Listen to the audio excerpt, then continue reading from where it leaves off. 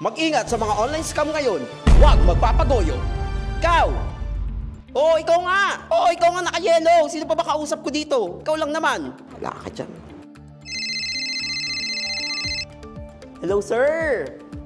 Ayaw. Ay, hello, sir! Hello? Sir, kayo po ay nanalo sa raffle namin. Totoo po ba? We, scam to eh. Totoo ba? Ay, sir, makakakuha ka ng Mega Beauty Package. O, diba? Ang kailangan mo naman gawin, sir, is magbayad ng piso.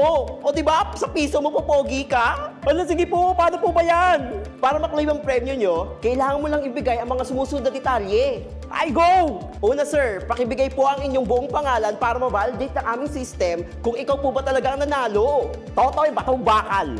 Okay, sir, Batong Bakal. Yung address naman, para alam natin kung saan namin ipapadala yung prize mo. 123 Purok 6, Kalawaan, Pasig City.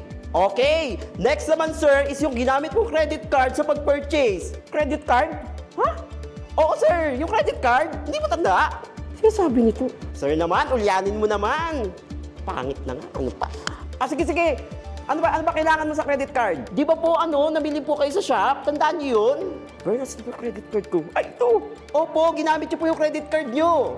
Sige, go! Sir, kailangan ko lang po yung number po sa harap. 10112856595.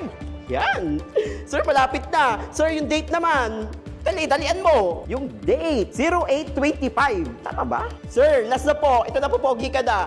Sir, ano po yung raffle code na nakasulat po sa likod po ng card nyo? Dali! Yung tatlong number. Tatlong digit, sir. Dali, sir. Yan na po, pogi ka na. Malapit na po. 707.